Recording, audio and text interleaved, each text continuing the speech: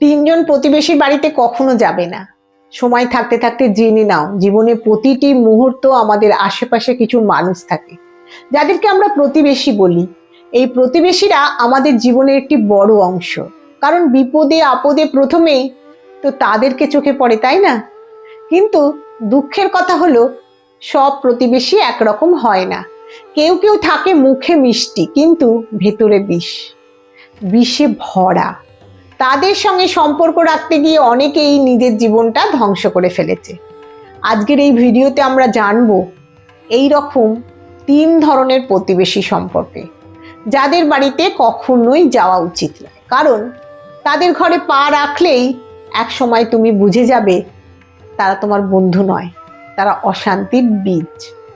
Number 1, যে প্রতিবেশী তোমার ভালো দেখতে পারে না। এই ধরনের প্রতিবেশীর সংখ্যা দিনে দিনে বাড়ছে।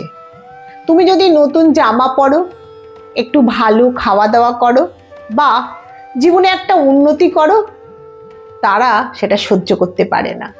তারা মুখে কিছু বলে না ঠিকই, কিন্তু ভিতরে ভিতরে ঈর্ষায় জ্বলতে